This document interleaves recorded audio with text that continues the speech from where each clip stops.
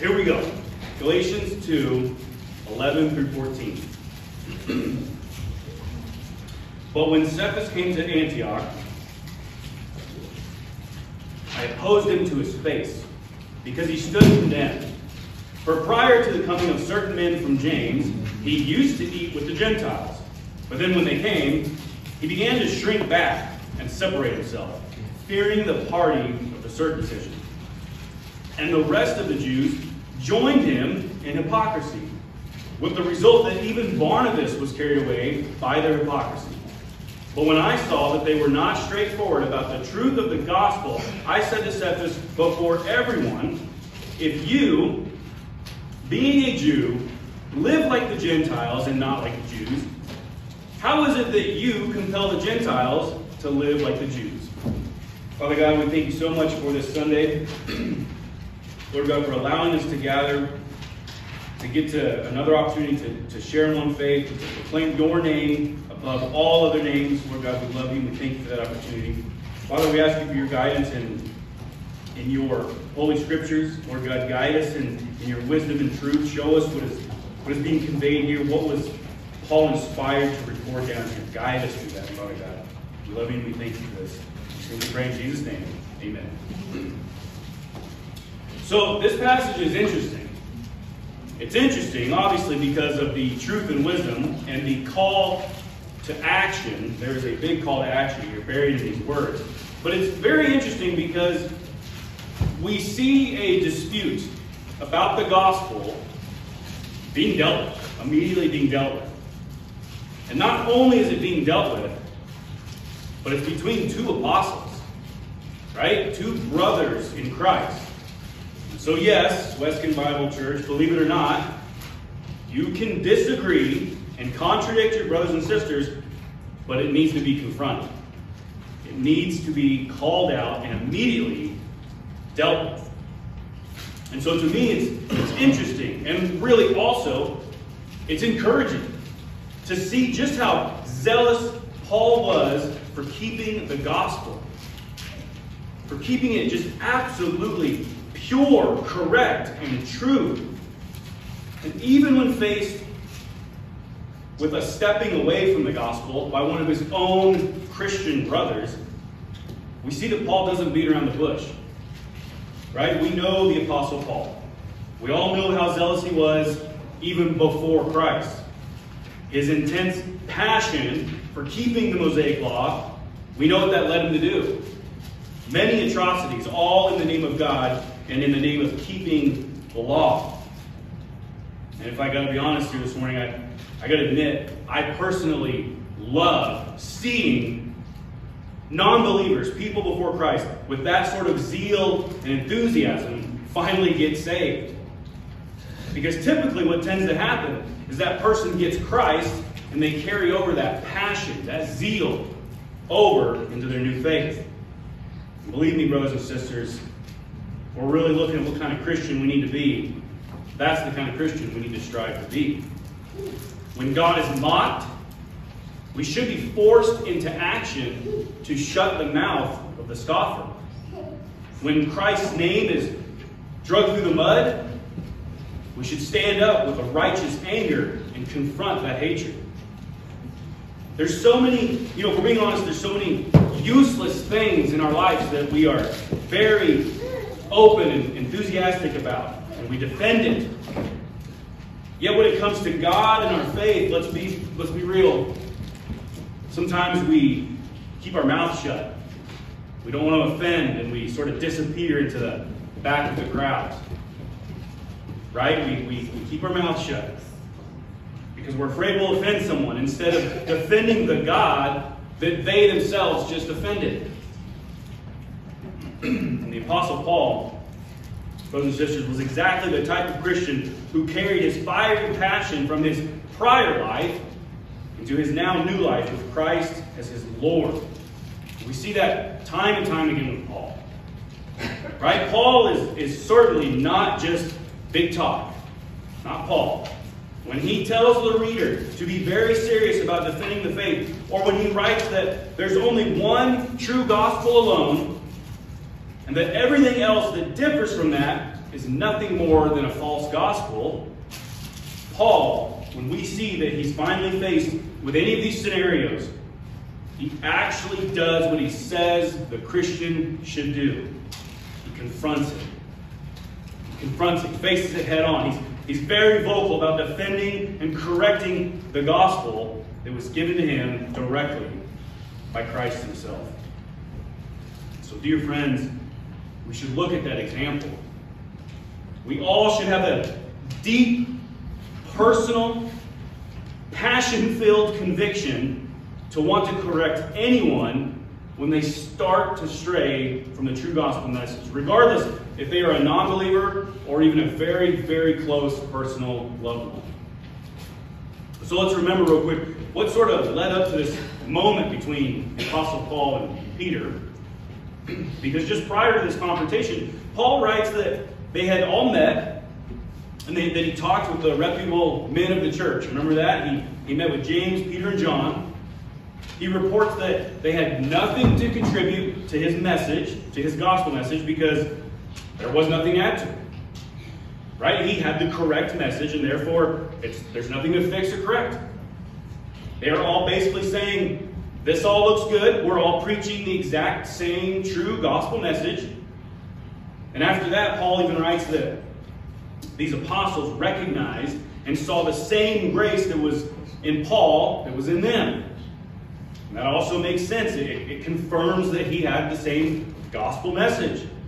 Because if you put faith in Christ, brothers and sisters, you will receive that same grace from God. There are not different flavors of salvific grace. God is not partial in that manner. He saves who he saves, and it is all by the same grace. And so again, all the apostles, they're in agreement. So it seems they're getting along pretty good, or at least they're all in agreement and in harmony when it comes to the gospel message. They also recognized and agreed that this message is for everyone. It didn't matter if you were Jew or Gentile.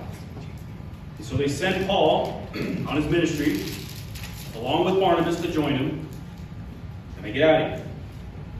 So just to make sure we're all on the same page and seeing the picture I'm trying to paint for all of us, we should all agree up to this point that these men are getting along, they're brotherly, and they all agree that they're preaching the exact same one true gospel message. Okay, so with that, we arrived at our starting point. Let's look at our first verse of the message. Remember, just moments prior, total agreement, total brother harmony. Verse 11. But when Cephas, Peter, came to Antioch, I opposed him to his face because he stood condemned. Whoa! What in the world just happened between that time that Paul left on good terms with these men, and now Peter meets back up with them in Antioch, and Paul has something that he has to confront. He immediately has a different tone with his brother. What happened? And well, we'll soon see, but Paul tells the reader exactly why he was compelled to deal with Peter in such a blunt and immediate fashion. Now, the issue, of course, is the gospel. And now, again, look at how Paul did this. Whatever the issue is that Paul has, for now we don't know, right? We'll read here in a few verses. But he didn't beat around the bush. Brothers and sisters, he didn't ignore it and hope that it just gets better on its own over time. No. As uncomfortable as it was, we don't gloat, we don't take joy in confronting someone in sin. But as uncomfortable as that probably was, he opposed him right to his face. Direct. Immediate. And dear friends, I very much am the kind of person that appreciates that kind of Christian confrontation. And by the way, I made a note of that. I think we should start making that phrase very, very popular. Christian confrontation. It's my strong opinion that the American church culture could use a whole lot more of that. Amen? There's so many sin issues and lifestyles and incorrect twisting of interpretations of Scripture that we immediately should start confronting as Christians. And I don't know why or when it happened, but somewhere along the line in church history, Christians have been convinced that they're supposed to be quiet at all times, not ruffle any feathers. Brothers and sisters, let's make that phrase popular. Christian confrontation. And this is what Paul clearly demonstrates to the reader in this line, right here. He opposed Peter to his face. That's uncomfortable. For those of us that hate confrontation, that's uncomfortable. But there is a time and a place. He opposed him to his face. He didn't, brothers and sisters, he didn't grumble and complain about Peter's behavior behind his back. Right? That's not what he did, and then hope that that's what deals with it. No. He opposes Peter right to his face. Man to man, brother to brother. By the way, the word for opposed in Greek has a little bit more weight, if you ask me. The Greek word is antisteme, and it means to literally set oneself against, to withstand, to resist. So that means you have Paul here, who sees what Peter's doing, and he absolutely puts himself in front of him so as to not be moved. Right? Paul sets himself against what Peter is doing. And he's not going to stray one bit, and he's going to resist whatever it is that Peter is currently in the middle of doing. The reason why I reflected on what just happened prior is, brothers and sisters, look at how quickly our dynamic can change in our relationships between one another. To go from everyone is in absolute perfect harmony, in agreement about something, here the issue of the gospel, to all of a sudden you find yourself standing firmly against whatever the person is now doing, and you're confronting them face to face. It can happen that fast, brothers and sisters.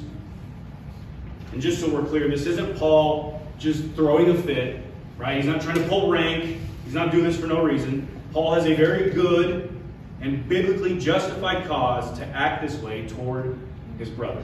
All right? Paul writes that he does this because Peter stood condemned. Strong language there. Meaning, a charge has now been brought against him, against Peter.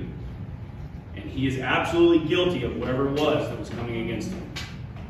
This isn't oh, Peter, my friend, he kind of might be in error, so I'm just going to sit back and let it play out. No. Brothers and sisters, just so we're clear, Peter was guilty of whatever it was that Paul had on him. So, what was it that Peter was doing? What was it that he was doing that was placing him in such a position that Paul has to stand against him directly to his face? We see the crime or behavior described here in our next line. Verse 12. For prior to the coming of certain men from James, he, Peter, used to eat with the Gentiles. But then when they came, he began to shrink back and separate himself, fearing the party of the circumcision.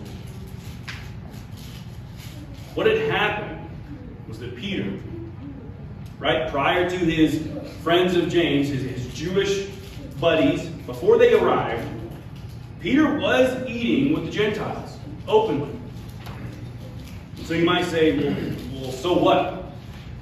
Right? What's the big deal for Jews to openly be sharing a table with a Gentile?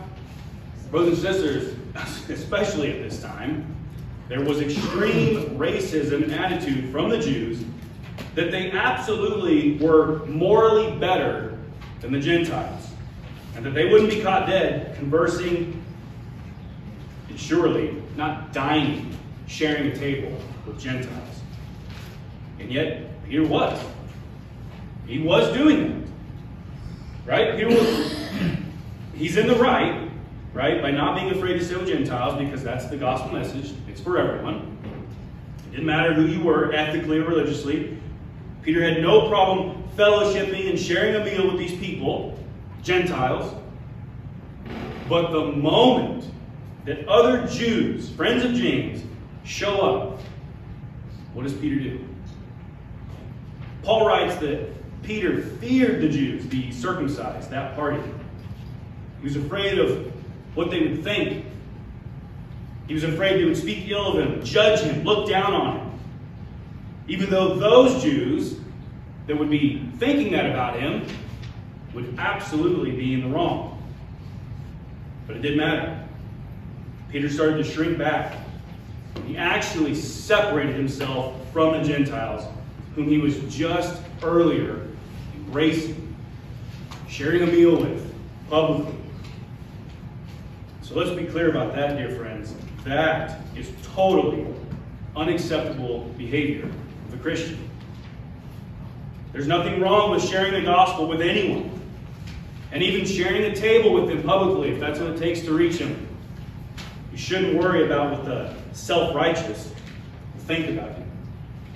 And to further that line of logic too, don't be afraid to share a table with a person who is saved, because that is who Peter was sitting with. It wasn't just random Gentiles. They are saved now.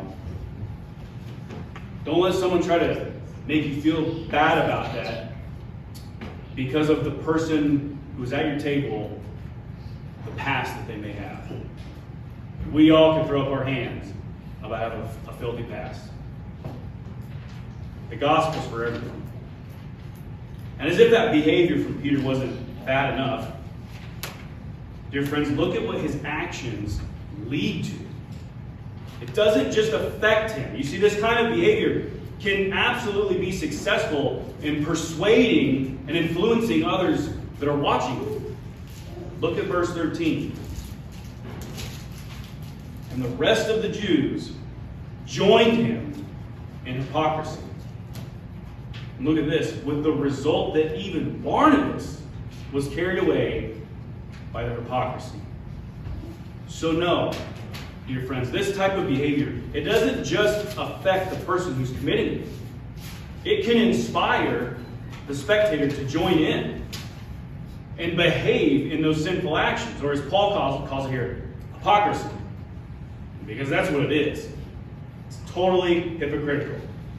To deliver a message that is for everyone, claiming all is one in Christ, and the moment certain friends show up, you abandon those that you just said to be part of God's saved people. I'm going to have to sit down with the real preacher. Come up here for a second.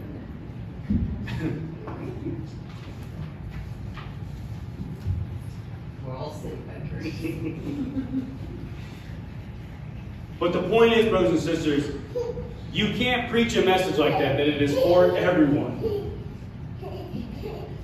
Act like it's for everyone. Embrace everyone when they become saved. And then the moment certain people in your life show up, you distance yourselves. Surely you see how that is hypocritical. And also, yes, that's bad, but even Barnabas was involved in following along with this hypocritical behavior. Barnabas,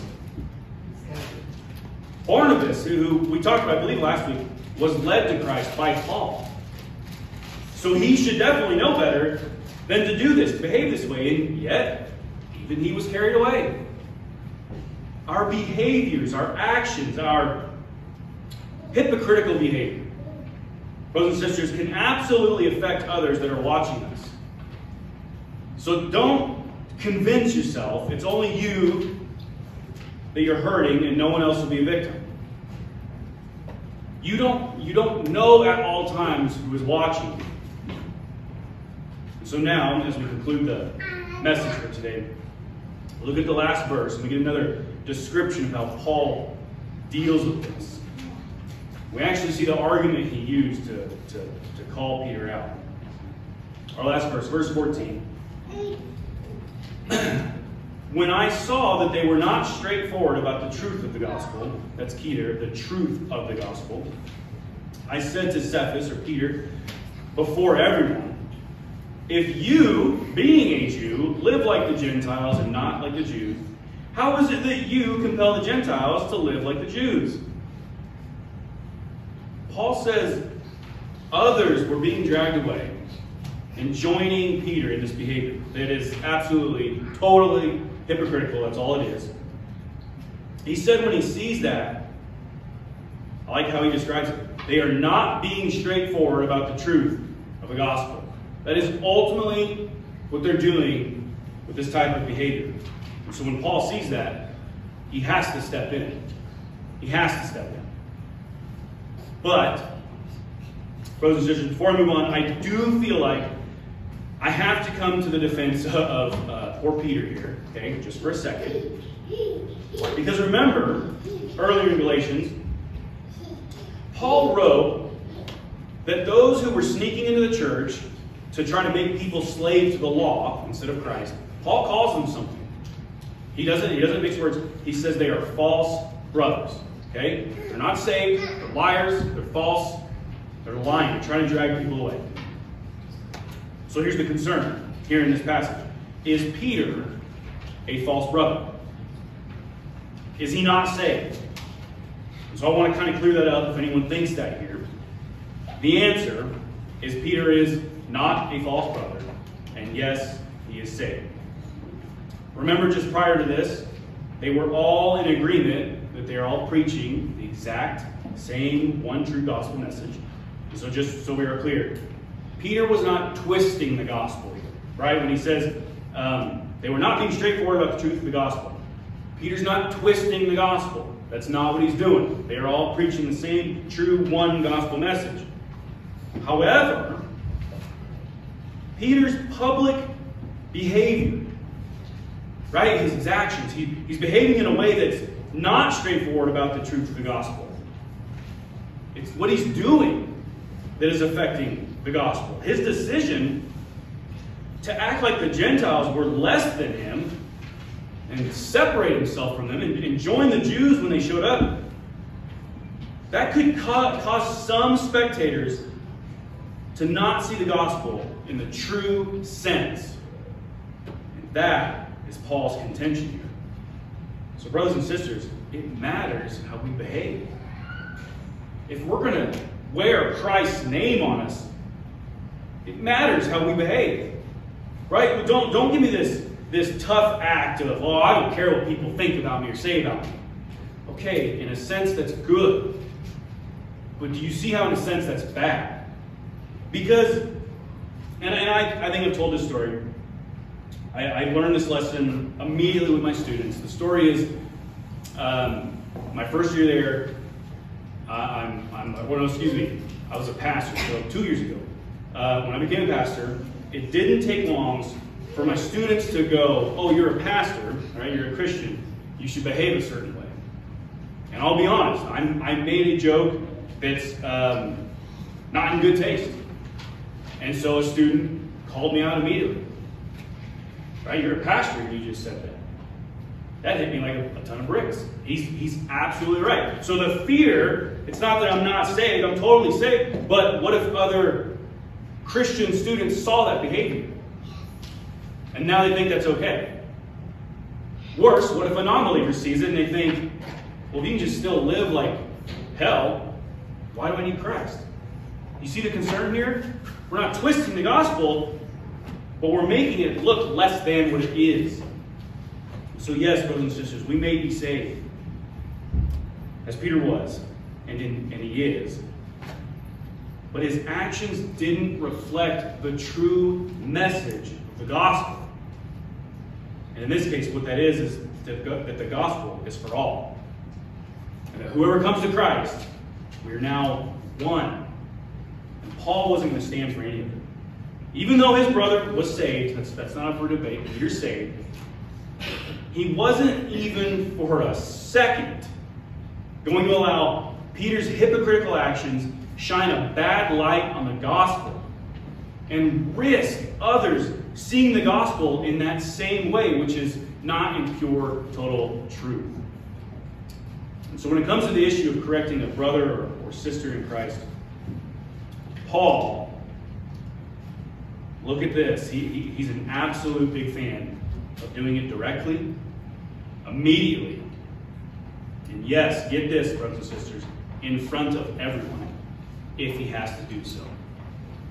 1 Timothy 5:20, Paul says, "Those who continue in sin, reprove in the presence of all, so that the rest will be fearful." Now, I don't want to pull a verse out of context, so let's keep that in context. Paul is referring to the person here who is a believer. They're saved. Yet, they will not stop living a certain sin or behaving inappropriately, even after being privately talked to, right? Because that's the biblical process of church discipline. The order of church discipline, just so we don't, fun fact, if we don't know this, the process is laid out by Jesus Christ himself in Matthew 18. As far as addressing the sinner goes, it goes like this. Privately deal with the individual first. That's how we do it. If that doesn't work, if they don't listen and they're not repentant, we take 2 or more, we try again. If they still do not listen and change, then the whole church tells them. Jesus Christ says so himself. And so yes, believe it or not, there's an appropriate time to deal with the person in the setting of being in front of a church crowd, if it has to go so far. Totally acceptable if it's made it that far in a church discipline. And Paul says why that's the case. Yeah, he says why. Why do we do that? He says he reproves them in the presence of all, so that the rest will be fearful. People are watching. How do we deal with sinful behavior? And so sometimes correcting a sin in front of a Christian crowd, it's not just for the sinner. It's not just for them. But it can also be fruitful for the crowd that's watching, because, as Paul writes, it might strike some fear in them.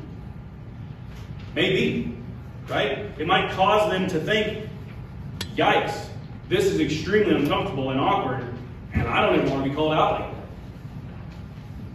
And so wouldn't you know it, that's what we have happening here. Paul is opposing Peter to his face in front of everyone.